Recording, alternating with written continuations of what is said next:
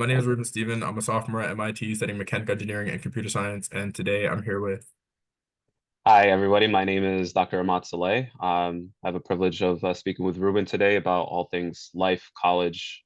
Let's see what else the convo takes us, but I'm happy to talk all about it. Nice to meet you. yeah. So like honestly, I think I kind of just want to continue on that same thread we were talking about before, like Sure. hit record of like the path to getting to these higher echelon spaces. And Mhm. I guess, yeah, so it's like to start it off, I particularly wanted to ask you, like you mentioned that you had started off in spaces where they were particularly catered only towards like higher income families. Like what had motivated your decision to like, I guess, shift away from that to a more accessible Mhm. approach? For sure. I love that question. So just to give some context for people, which is going to be like 100% of people watching this, they don't know anything about me, but um, I'm currently a physician in New York, doing emergency medicine. Starting off, I grew up in New Jersey. I then went to Cornell for undergrad and I studied biology. I knew I wanted to be a pre-med. I had the crazy idea of being a double major in computer science and bio. That only lasted one semester when I saw my GPA, so I just continued with bio. And then I then went on to take 2 years off after undergrad to do some research and teaching. Then I went to SUNY downstate in New York for medical school.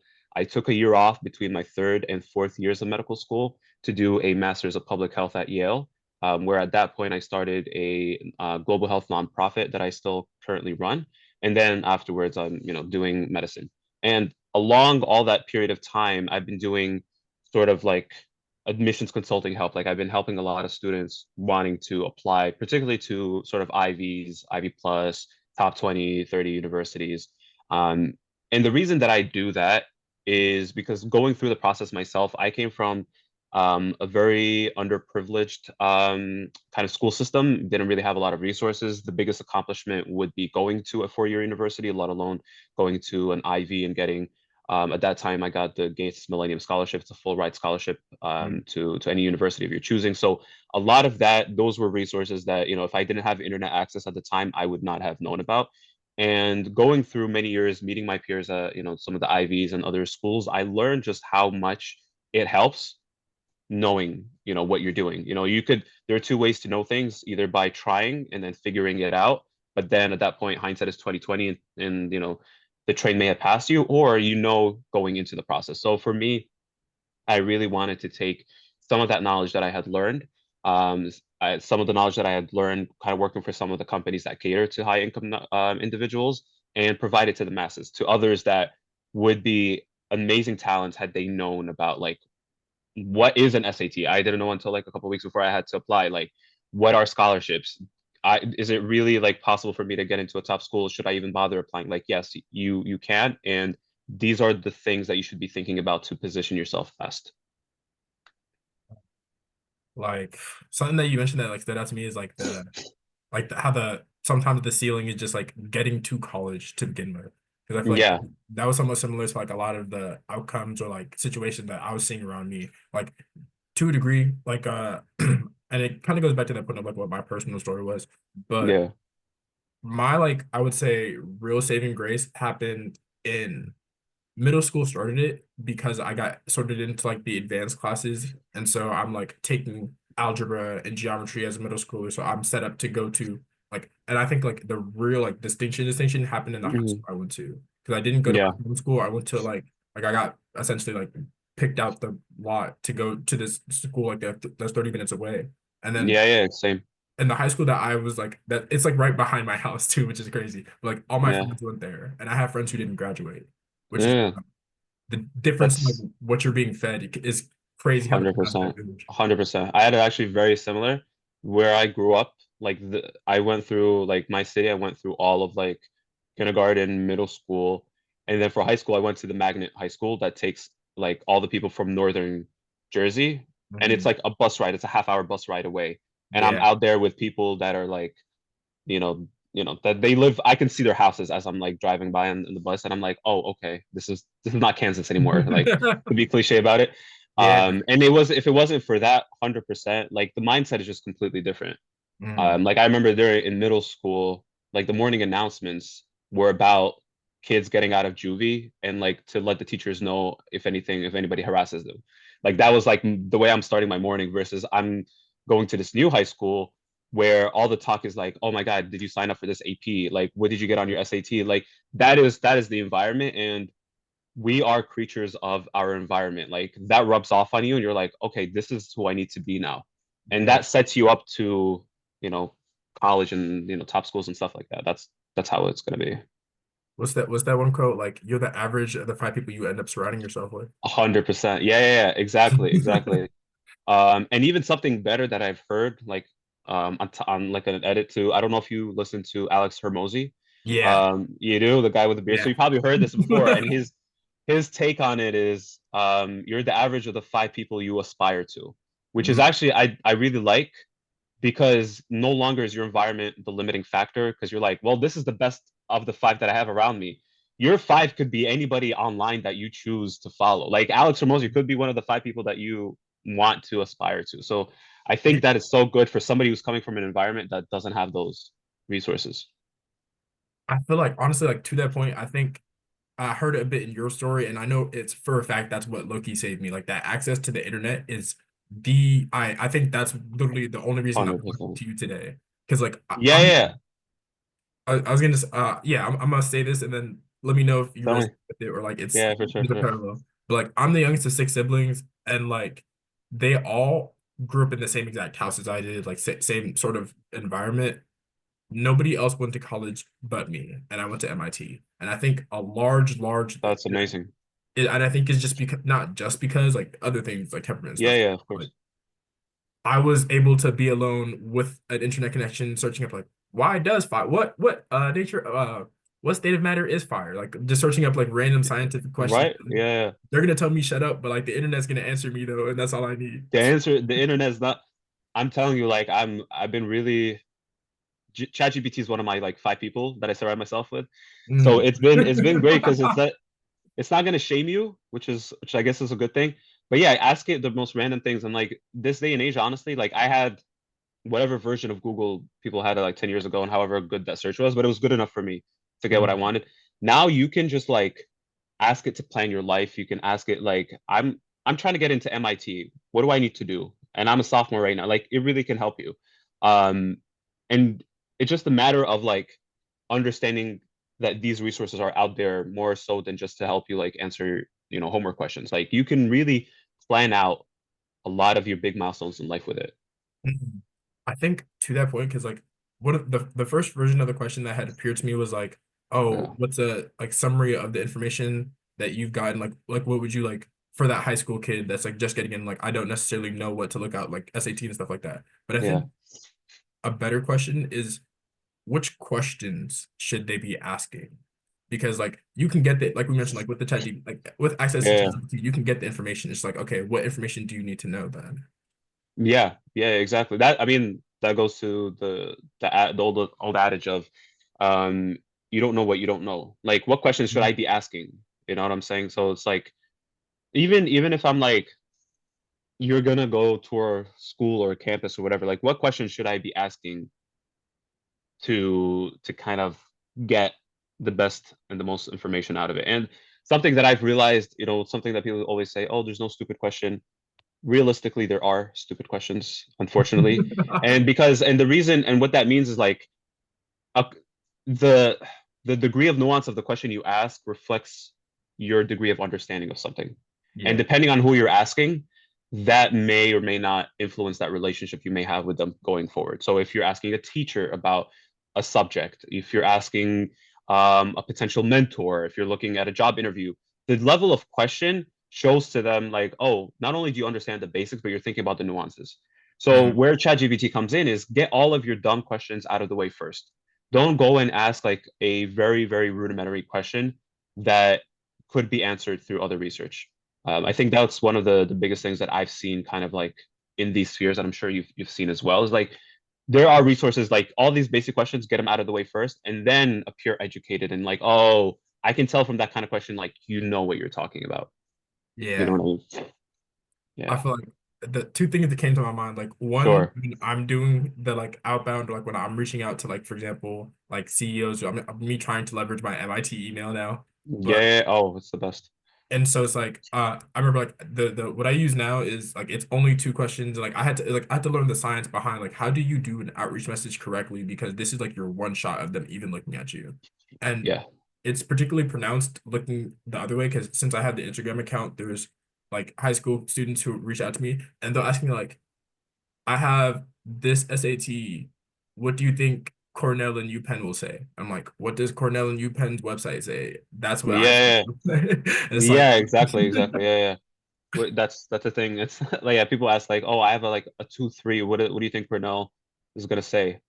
I'm like, I hope Cornell's gonna ask you if that's a typo because like that, what's that 2.3 gonna do? Yeah, there are those things, but I will say like in a lot of the work that I do, um, and it pains me because there's like a lot of very smart, very talented people. But if you mm, just don't know, like, oh, this is how I'm supposed to package myself. So like a lot of things that I've done with people like college now, and you've gone through the process pretty recently, is a lot mm, about marketing yourself. It's yeah, really about it's no longer like, hey, I'm just gonna like tell you everything about me and hopefully you guys like see that hidden gem in me. Like, no, no, no. You need to polish, need to like throw that gem right into their face. You need to mm, polish yourself. And a lot of people may objectively sound really, really um like competitive as an applicant, but you mm, find other people get in. Like I have a lot of juniors are like, man, this senior got waitlisted at this school and that school. I really thought they were gonna definitely get in, and this person they do nothing and they got in. Well, because you don't know what their application actually looks like, because that's what they actually have to go with. And a lot of the stuff that I like really try to work in is like, okay, tell me what you're interested in, tell me what you're doing, what are your hobbies, what have you done, and this is how to best package it, frame it, right? yeah. To make it sound really interesting. Um, and whether you are interesting or not, at the end of the day, that's like not important for college. Like for that purposes, like how do we make you sound as interesting as possible? Obviously, while like still remaining authentic and honest and all of that.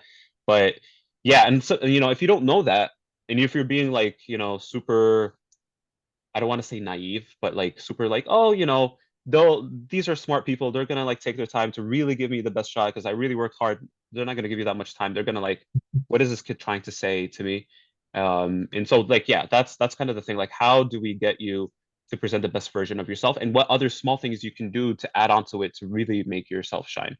So yeah, I'm really really glad you framed it as like that you mentioned that it's a marketing problem that you're trying to solve. It's not just like a creative writing because like I didn't realize it at the time, but I think that's one of the main reasons, if not the exact reason I was able to get in. Because like I didn't have any like Olympiads on my belt or like any like crazy medals or like research or any of that. hmm But I like the essay I think probably sold it. And in addition to like I didn't realize it at the time, but I had also been reading like that's probably when I first started like getting exposed to like Alex Hormozy and or like Tim Ferriss. Like I read hmm the 4 Hour Work Week as a sophomore in high school. And then like I was like thinking about entrepreneurship and like digital marketing. Like one of the first things they tell you is like get to the point, like what is the benefit, like what is the result? They don't want to hear about features. And I feel like that like 100%. features versus results thinking is like I did Olympiad, I did this. Like, okay, what did that say about you? We're trying to figure out Yeah, yeah. how you will make our campus better. That makes me resilient and able task oriented. I can manage my time and do this and that. Yeah, yeah, 100%. You nailed it on the head. Um, a lot of things, especially if you brought up entrepreneurship, like I really love like social entrepreneurship specifically, but a lot of these things is the elevator pitch, right? That's like a very like well-known term in that sphere. But that's Mhm. what I tell like a lot of the students that I work with too, is like we need to develop your elevator pitch. Two sentences that describe who you are, your passions, your identity, and what you hope to accomplish. Because what happens on the other end, on the like in the admissions office, when they're reading your application, there's Mhm. one person that spends the most time that anybody's going to spend on your application, which may happen to be only 10 minutes or whatever, right? Yeah. But their job is, after reading it, if they like you, is that they now have to summarize your entire application in like maybe 15 seconds to the rest of the committee when they sit in the big table and they're like, okay, I don't know, like Michael, like next, who do you got for us? And then they're like, okay, I have these 10 guys. The first one is boom, boom, boom, boom. Then the second one's boom, boom, boom. Your job as an applicant is to make their job easy and package yourself so that they can easily, they're like, oh, I exactly know what Ruben is about. I know what they're trying to accomplish. I can like package who they are. But if you're presenting like these disparate activities, and the personal statement is going one way and your additional information section is going another and your honors are here, then it's like you're basically asking of them to connect the dots for them. Do it for Mm, them. Make their yeah. life easier because it's going to make yours easy. When it's just like they're really, again, a lot of times they're looking for like a glowing hot paper. This is the next like, you know, preeminent like psychologist, or this is the next like somebody who's I already see this person being in Congress. I already like you want to just make it so crystal clear that all that's stopping them from getting to that point in their life is that admission to your university. Mm, So like that's a lot of it. Like so at the end of the day, I'm telling them yes, SAT is important, standardized testing, grades, and all that. But what really is going to bring all that together is your elevator pitch. And mm, that's as you probably can imagine, it's one of the hardest things to work on because it's like, what are your passions? And then we stare at each other for like 10 seconds. They're like, what are you hoping to achieve career wise? Like I always like say, the interview question, like, oh, 10 to 15 years from now, which is like 5 to 10, maybe after college. What are you hoping to accomplish? They're like, I don't know. Well, you need to know. Even obviously, like you're still so early on in your career that things are going to change so much. But when you're applying to these top schools, you need to present this um, this drive. perception of this perception of wisdom, this perception of maturity that you have thought through. Because nobody's going to give a seat to anybody like at MIT when they're just like, oh, I don't know, I want to use like my time at MIT to just like really figure things out. There may be those people. They may be like are so talented. You probably run into them like they're so talented that it's like, yeah, we'll let you in, figure things out, and it's fine. But for the vast majority of people, they want to know like where are you going? How are you going to come here, use our brand, our .mit.edu, like to advance your career? If you don't know what career that is, like we're not the people to like hold your hands and figure that out. So, and you could change that day one of acceptance, but like that's part of the marketing. Like this is a mature person applying. They already know where they're going. They've made a very good argument about why it is that they need to be at our university to achieve that versus any other school, like all those things. So Bro, oh my God. Like I feel like if it's so perfectly as a marketing pitch, because it's like the same way that if someone has to like make the, I guess like hiring process, like, oh yeah, if I'm bringing this recruitment, I think that like thinking from the perspective of the recipient of your message is so important. yeah, Like, what is the totally. what are the priorities of that admissions officer, and like what are their emotional state too? Because I'm like, in addition to the fact that like, oh, they might only give you 10 minutes, that's because they're seeing like 1,000 applications plus. Facts. Like, 100%, 100%. That's a really good point. And the one thing that I think is helpful, like I'm very about like the bird's eye view of what mm, I do. I mean, I do like strategy consulting. Like I look at the whole strategy of somebody's application. And the one thing that I always like you brought up a really good point. Think about what their job is. What is put yourself in their shoes, right? And at the end of the day, the admissions officer's job is to admit people that the professors at that university would like to talk to. That is it. That's the perspective that you need to take into account because these professors are going to interact with like teenagers, people in their early 20s. There's a huge gap in like maturity and age and understanding.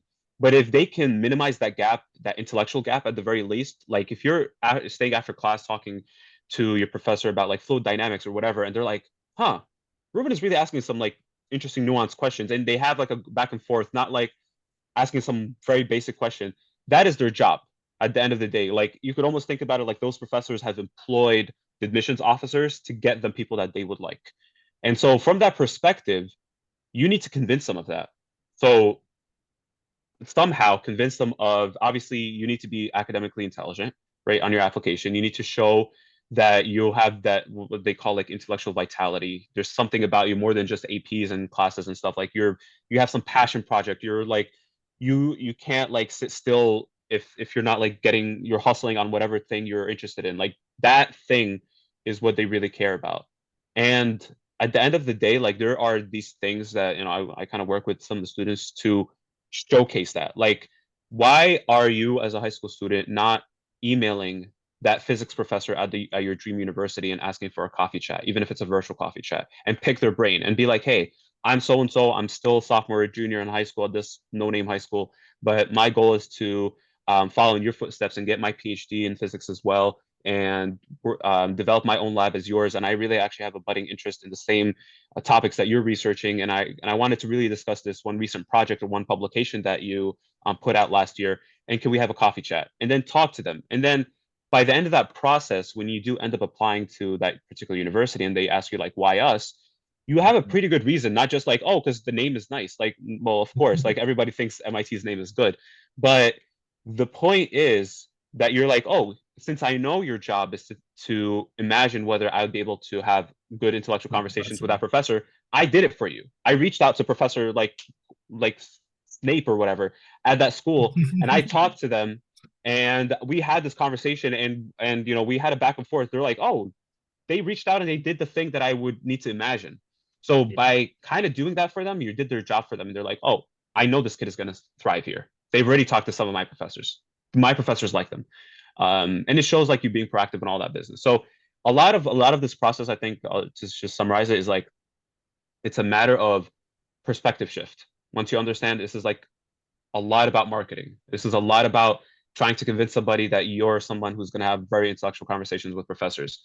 You're marketing yourself as somebody who's very unique. Not only are you going to say, let's say, applying as a bio major, but you're going to be the next geneticist that's going to push the boundaries of CRISPR. Like you want to like throw into their mind just a crystal clear, detailed career plan, even if that's not true for you, but you need to convince them of that they're like, I already know where this kid is going to fit in once they get accepted. I already know the classes are going to be. Already know the clubs and the research and all of that. But don't leave it up to them to be like, they sound nice, but I don't know what resources they're going to take part of and where they're going to be. You know what I mean? Yeah. I'll get off my soap opera, but I think that's like a big thing that I really hope people kind of learn about a little. Yeah. And not even on soapbox, I feel I feel the same way. And like in addition to that, like making sure that you feel as though you're a sure bet. So it's like you mentioned that branding aspect and like art because like what they're like it's very I've like that perspective shift. I'm more and more seeing it. This is a financial transaction such decision that you're making such that I made. And it's like MIT on their part, they're making like they're investing. They're literally making like a long-term investment in your career. And like, does it make sense to throw our name behind this horse? Because if they end up being the next Bezos, we can always say, hey, we made him though. And it's like 100%. that. They're never shying away from that. 100%. And like the real thing is like if you're going to be the next Bezos, you're going to be the next Bezos regardless of where you go. That's Yeah. the reality. But what makes those schools like I mean, you look up the names of like, the top tech billionaires and the top whatever, whatever, whatever, you're going to see them concentrated in a handful of schools. Yeah. Now, the reason isn't necessarily because these schools make them, on the contrary, but Yeah. they're like a really, really good um like coach that recruits like the top players. They just know how to scout talent, and talent wants to go to the top teams. Yeah. So that's really what it is. Harvard has pull because of their name. People want to go there, and they will be able to take a lot of the talent. MIT, Yale, whatever the school is, they're gonna find the top talent and they're gonna bring them, and people want to go there because they think at some point that it's gonna help them, or that they just want to be around other talented people because they'll be better. But the real thing that these schools offer too is the access. Like for Mm, example, like you were talking about the MIT email. Like when I was trying to start my global health nonprofit, nobody knows who I am. I'm a nobody, and my nonprofit is a nobody. Like nobody's gonna open emails. But when I send them one from a Yale.edu, yeah. emails are gonna be opened versus like my own personal like at gmail.com. So that I feel like the email thing is such a microcosm of the doors that a potential name can open, that it really does matter going to some of these schools, depending on what you want to accomplish, of course. But having that is going to give you like access to certain things, especially certain jobs, certain like VCs that they want to see that MIT or Stanford name on the resume or something like that. Like those things do end up mattering a lot. So, but yeah, I mean, a lot of this is just like knowing some of that information early on, and it's not even about like changing too much. I mean, what you do is just about how you're packaging it. The other thing that I will say to it, I think is hopefully be important for your audience, is that a lot of times, like you need to keep in mind one of the other mantras is that colleges, especially top colleges, they are admitting a well-rounded class, not well-rounded individuals. Mm. So they want a well-rounded class. They know in their mind what quota of every major they want. We want like, I'm just making it up, like 30% of our class, I want to be CS majors, another 10 to be bio, and another whatever. They have those numbers. They try to keep those numbers year after year. You want to not be well rounded in the sense that like you're like your stats as if like so let's say you're a video game player, like your stats are like similar in every attribute. You want to have that one attribute that's like crazy high, and the other ones are like pretty good, but one that's crazy high because then they're like, wow, this is like even within let's say the bio major applicants, right? You're competing with all the other bio majors or other mechanical engineers or whatever, Mhm. but it's like are you carving out enough of a niche within that? Like just saying I want to be a bio major is not enough of a niche at all. It's like, okay, you just checked off that you want to be a bio major. What is your niche within it? Like the example that I used before about like being a geneticist that wants to work on CRISPR, that you're developing a real niche for yourself. Not only bio, but I want to do genetics, but not only genetics, I want to work on this specific part of genetics. Like that is cool. They want that. Because even within bio, there's like you're gonna have your pre-meds that are gonna be doctors that later. You have your like your future PhDs, your Nobel laureates, whatever. You have your future like startup founders, stuff like that. They still want to have those sub quotas within each major. Mm. You want to show them where do you fit within each sub quota and how are you different than everybody else that is going to be applying into that. So I don't know if you have like a similar experience with something like that, but I think that was like one of the biggest things is like going back to that elevator pitch, that niche. Like, how are you differentiating yourself from everybody else? Yeah, definitely. And like honestly, like what I started doing is like I'm starting to think back to my application and like within that like I'm thinking of it like from that other perspective, like how are they probably parsing it? Because I applied for mechanical engineering and then specifically like because there's always like a why MIT and why that area of interest. And I remember Yeah, the ones I listed were yeah, it was which is really funny because I'm currently working on a sustainability your undergraduate research project right now. But I remember yeah, listing my like I was like the reason why I wanted to do mechanical engineering is because the planet's dying. It's either fix it or get off. So either space exploration or climate science. And then lo and behold, I'm here doing climate science stuff, and I'm like, oh yeah, you guys are like so yeah. That was probably the yeah. Those are the two niches yeah, I yeah. identified for myself. Exactly. I mean, you need to carve out that niche. I mean, even like you're gonna find these principles that work for college admission, they work for a lot of things in the world. Yeah. If you're applying, look at yeah, I saw your face light up. Yeah, if it's like even if you're like let's say you're pitching you're pitching to a VC, you want some money, whatever, you need to make sure that you stand out. Like how are you different from everybody else that also does like works in that space that you're trying to work? Like differentiating yourself again goes back to how good of a marketer you are. If you're Yeah. terrible marketing, you get somebody, for example, like me, who has worked with other people. If not, you get ChatGPT to look it up and like, hey, ChatGPT, this is my resume. This is what I'm interested in. These are the kind of schools I want to apply to. Can you please market me in 1 to 2 sentences in a way that differentiates me from everybody else that makes an admissions officer accept me on the spot? Literally just write that and Yeah. then see what it spits out. Because then you're like, oh, I didn't even know I could like see myself in that respect. I guess I'm like the preeminent whatever on this climate change and space exploration whatever like you need to kind of see that. um yeah, that's like the biggest thing that I wanted to kind of like get at is like really think about differentiating yourself, and you do it through two ways. Either look at the stuff that you've done and try to connect the thread through all of it and see like, oh, it seems like I really have this interest in like art therapy or whatever.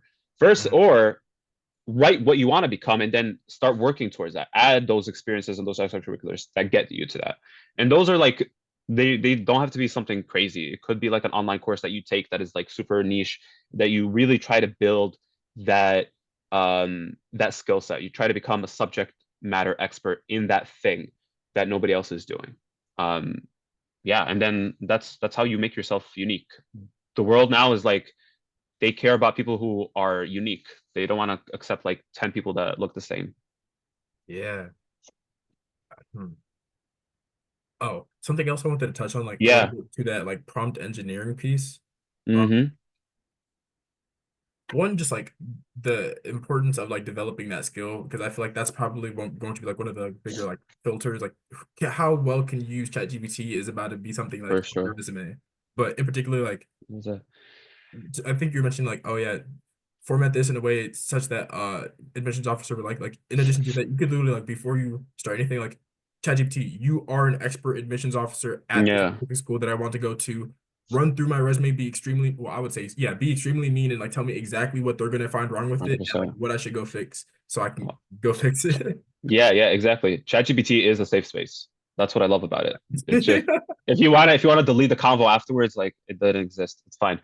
Yeah, yeah, that's a big thing. I mean, actually, one of the speaking to that recently, I've been working on another product that I'm gonna like make available to people is using like a step-by-step guide with ChatGPT prompts to develop a capstone project for yourself. Because I think that's like one of the biggest things a lot of people have difficulty with, and it's one of the activities on your application that can really make you stand out versus all like the standard like clubs and stuff that you do at school, but like that passion project for yourself. So if you don't like let's say work with somebody like me like to develop that, how can you use ChatGPT to go step by step, come up with ideas, develop the ideas, know how to kind of like break down a timeline before, so you can have something tangible by the time of application.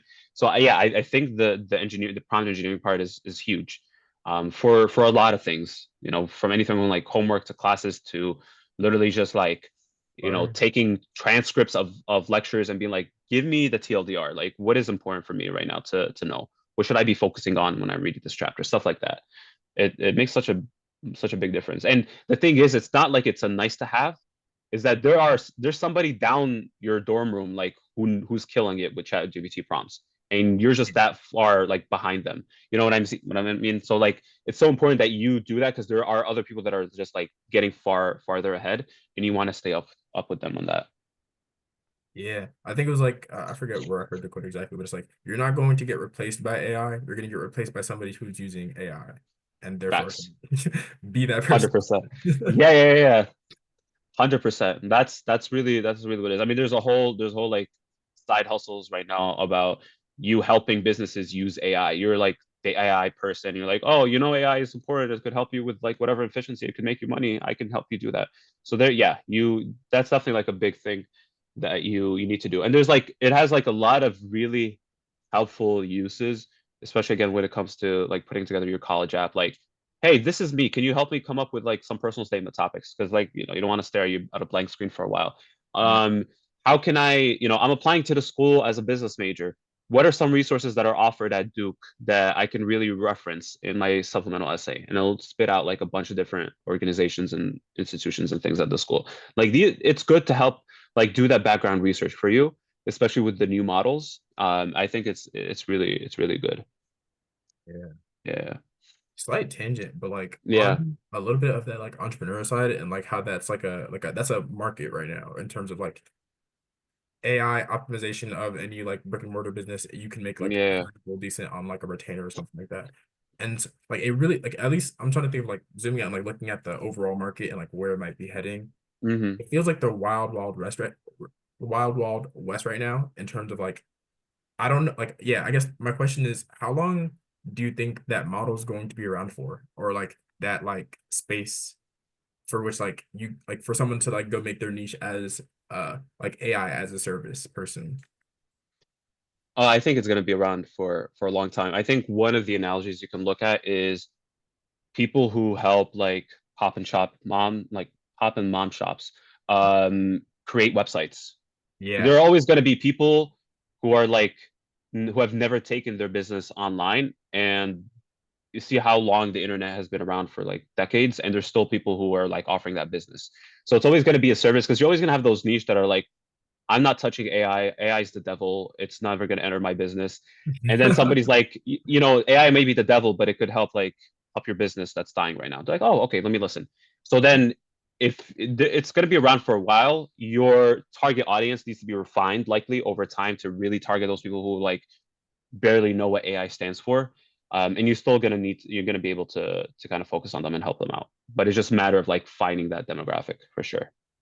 Yeah. Because then I'm thinking, because like, I don't know, it very much feels like this is like a phase. And then this, not like, I don't know, my mm, like half formed, not fully cooked understanding of it is it seems like this is like the data collection phase. And then there's going Hmm. to be like whatever iteration or like, because like whatever iteration or product that's going to come from all the data that is currently being collected by all of these large language models. And I'm just like, what's that? Because I'm like, there is, Mm, and then it's like there's a tension between like, okay, should I like at what level of abstraction should I focus my attention? Should I focus on like delivering an AI service, or should I be focusing on like what are they doing with all this data that's going to like what's the next project coming up? yeah, I mean, I think that's a great point. So it's a question of, do you want to hop on what's happening now, or do you want to situate yourself for the next thing that's going to likely happen? I mean, the latter usually is where a lot of the success comes in, like people, for example, who are like hopping off TikTok and going to Red Note or whatever. There are Yeah, people who never waited to that point. They've been on Red Note for a year or whatever, because they're always like, I'm gonna just try a different bunch of different things, and then if something starts becoming hot, I'm already there. I'm not gonna like switch when it's already too late. So I mean, that could be the thing, but I always recommend like to do that thing very like very related to what your interests are. Like this mm, goes back, even it's not just applying to college, even like college and beyond. Like you are somebody that you're trying to invest in a very set of specific set of skills. yeah, Um, and if you're gonna start like any kind of project or venture or whatever, make it around that thing that you know about a lot about, because it just makes sense. You're gonna likely be more interested in it. You're gonna be passionate about it. You know more than most people. And then when you try to convince other people to have that level of confidence in either joining your team or investing in your team, money or whatever, there's like, oh, it makes sense. Like for example, for me, my organization is global health. It's around mortality surveillance. It's like the world that I live. I understand. I'm not going out and doing something about like I'm not even gonna say like some random thing. It's like, okay, yeah, cool, but why are you doing that? Versus like when I tell them like, oh, I'm a doctor, this is what I do on a daily basis, blah blah blah. They're like, oh, that makes sense. So keep it always like to the thing that you're interested in. But to your point, I think, yeah, all that data is going somewhere. It's just a matter of how to analyze it. And you could still, going back to the point previously about, how to leverage help using AI to help maybe small businesses. There could be businesses that are able to capture a lot of data, or maybe not. So you could help them capture that data. But what do they do with that data? How can we capture all that data about your purchases in the last 3 months to predict which products are going to experience a spike in which parts of the year for your particular business? Like, if you're selling wine or if you're selling like home supplies or whatever it is, like how can I help you use all that data to come up with the best times to like purchase particular inventory and price it accurately and all that? Somebody could create that, and you could definitely see a lot of help, that a lot of these small businesses are paying like full-time salaries for accountants to do, and you can just probably make a software or whatever to help out with that.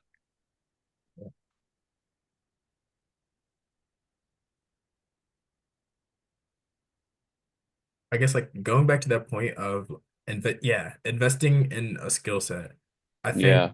like something that like it reminded me of is the fact that overall, even like however much certainty you wanna feel though you have in like the career choice, like for example, I picked mechanical engineering, like and like I'm thinking that it's a worthwhile skill set, but the book Thinking It Best by Annie Duke essentially asserts that the core premise is that everything is a bet or like it's some sort of like probability as opposed to a certainty.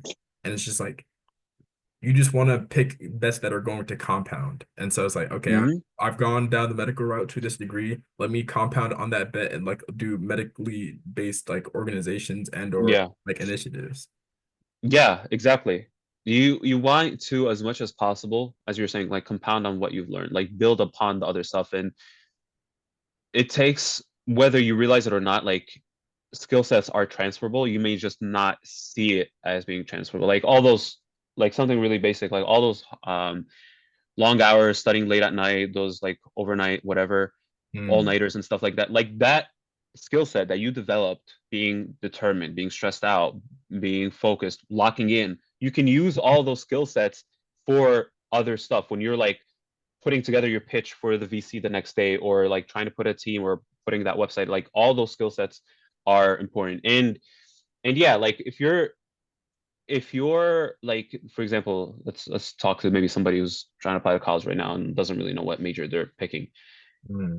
Pick something that is relevant, like interesting enough to like generally to what you're interested in, like the fork in the road, are you more like STEM minded or humanities minded? And like that's a good enough starting point. But from there, like try to imagine what kind of skills do you want to develop and see what major will help you develop that.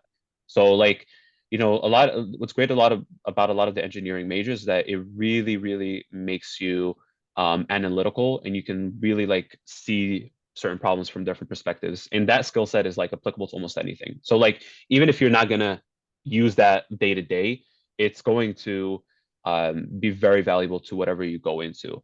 And there's a lot of other like speakers on this topic, and one of them really points to the fact that one of the best potential majors is having like a humanities degree, like one that's like an English degree, classics degree, philosophy degree.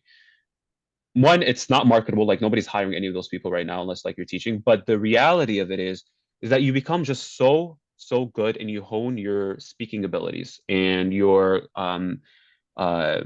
ability to like break down an argument and convince others. And when you're trying to do anything in life, it's really about how well you can articulate your positions and your opinions versus somebody else. And like that is in his experience, that is like the ultimate goal of college, is like how can I graduate after these 4 years or so to become just so articulate, somebody who's just miles above somebody else in being able to articulate my opinion and convince them of that. Because that's like at the basic level, when you can like argue with somebody in the group chat and you get them, it feels good. Imagine that on a professional level when you're like going back and forth with, again, I go back to the VC part because it's like the entrepreneurship part, but like they're Yeah. asking you a question like, oh, why do you feel like you're going to succeed? And you just like, you hit them with like a very well thought out argument that they're like, okay, snap, like, all right, they know their Yeah. stuff. Like, okay, yeah, yeah. They're like, all right, I'm going to ask for 10%. They're like, good. So that's the thing. Like, so I still recommend, like, even if you're like hardcore STEM major, like to still think about adding in, like I added a lot of like philosophy classes and English classes. Just I was like really, really bad at them, but that didn't matter because I really was trying to up my Develop. up my game. Like I needed to like speak better. I needed to be able to write better. Like those are real skills that I think your time in college can really help, more so honestly than like ChatGPT or whatever it can do. Like having a legit English professor Yeah. with a PhD to be like, okay, this is how to sound, persuasive. This is how you can work on that. So I think that's one of the big things that people should definitely take advantage of being at school. Yeah. Uh, I forget exactly which source this is from, but I think it was like the sentiment of the quote is that like one of the most dangerous weapons or tool that you can add to your arsenal is an articulate tongue, because it'll open, like Oh, you mentioned, like it'll open up so much other doors just by the fact that you're able to 100%. like 100%. You ever you ever scrolling online and then you see somebody just like articulate something that you feel they didn't say anything new, like you know it, but they just said it in a way that's like, I'm gonna save that for later. Like I like if they just say it in a way that's just so good that like you're like, why couldn't I say it like that? And that's a skill. That's a Yeah. skill. Like you're investing, like, oh, your bench press, that's a skill. Like how fast you can type, that's a skill. Like knowing how to say things in a way that convinces somebody else they're like, yeah, there's nothing wrong with what they said. I know I should disagree, but I have nothing to disagree on. Like, you know what I mean? So that's a big thing. That's a big thing. When you're talking to anybody, trying to convince like somebody to like, give you a couple extra minutes on an exam or let you in to the bus early, or, asking for that $500,000 for your company, like all those things at the end of the day is how can you best articulate your position? And that's a skill best learned while you're in college. Hmm.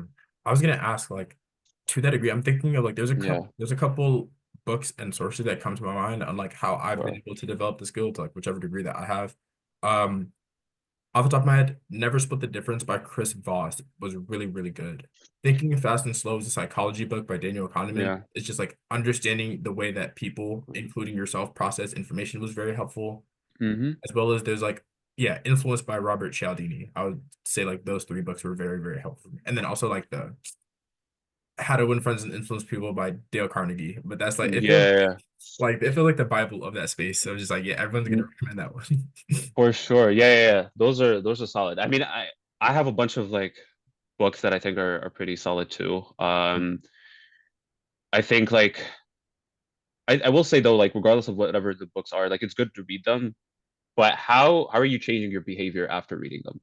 Right? Like how are you learning? How are things actually changing? So whatever it is, going back again to Alex Hormozy, it's learning is changing behavior after Yeah. something, right? You know what I mean? Like if you didn't change your behavior, then you didn't really learn anything. So that's the biggest thing is like how are you going to take those takeaways? And I even recommend again, after you read the book, enjoy your time doing it. Go on ChatGPT and be like, hey, can you give me the 10 like take home messages of the book? And then you look at it, you're gonna remember what those are, and then try to see, ask it, how can I apply these to my day to day?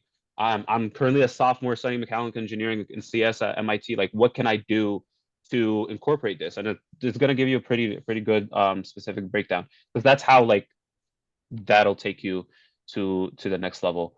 Um, One person I definitely recommend, like their books are interesting, Malcolm Gladwell. Yeah. But I just his writing style is really nice. Just like the way he articulates certain things and it flows. And this he's obviously very well educated, but the way he writes is very approachable. It's not like too high in the sky. Like it's a good writing style for people to emulate. So I definitely recommend. He has a really good podcast too that I think actually for some high school students too to listen to. Mm. He has like I forget the podcast is called, but it like basically he brings like two very separate topics and shows you the linkages between them, like two different historical events, and shows you how they're connected. And I think it's really helpful just for your own personal development, Mm. but for just understanding how to like make those connections that nobody else is seeing, because that's also another like valuable skill set. Yeah. I think that's like the like basis of creativity, like being able to connect two different things that may not seem like they originally fit. That 100%. That is literally it. It's like all the famous artists and that paint something like, yeah, I see this pond all day, but I never seen it the way that you painted it. Or even like, stand-up artists, like artists are, stand-up comedians, sorry. They're some of the smartest people because they take some basic observations that we all see and they just shed a different light on. You're like, yeah, I guess I never realized that. Like, why do we hold the door for somebody if they're like 5 feet away, but if they're 10 feet away, like we don't, or like if they're close, like some random things Yeah. that we do. So it's really helpful. Um, but yeah, I think it's like to summarize all of this in one quote that we all heard is if you have 8 hours to cut down a tree, spend 6 hours sharpening the axe. So Mm. like you are the axe. You know what I mean? Like really invest in that skill set and who you're gonna be because you're gonna do well in most things. Like don't worry about what it is you're gonna do. Just worry about the tools that you're using right now. Like be really good at studying. Be really good at learning how to learn. So you'll never worry about what it is that you need to learn. You already know you're gonna just learn it well. Those are like the things that really matter, and those are the things that are going to be recession proof. Like if you're worried about a career, I mean, it's obviously important to worry about like what career and like where things are going in the future, but worry more about your skill set. Like if you develop skills that can take you in any kind of career, then you're going to be good. Yeah. So think I think that's kind of what I'd like to take home message from all this. Sharpen your axe. Bro. I think that's Yeah. a wonderful place to stop too. Thank you so Yeah, much. Like, I just want to say, I of course. appreciate you making the time to do this. Like, I really enjoyed this conversation as well. Yeah, likewise, man. I really, really appreciated it. It was good, and I felt like we got a really good back and forth, and like, yeah, it was a good discussion. Loved it. Yeah. And definitely, like, I'm super open if you would want to do this again sometime. Like, if you want to, like, 100%. yeah, okay. Yeah, yeah, no, I definitely want to do this again. I wanna flip the roles, and kind of pick your brain as well about your path to MIT, what you're doing, your future career plans are, because I know a lot of my audience would love to kind of get a sneak peek of what you're about. So definitely would want to do that. Yeah. So, Yeah, I guess in terms of like scheduling or like yeah, whatever's convenient for you, if you have a calendar for that sure. book on there, Yeah, yeah, yeah. I have a calendar. I can I'll send it. Hold up. Let me I'll say, yeah, send I'll you do, because all right, and you can take this off the recording, but for whatever reason, um my I have like some issue with my TikTok, so I can't like message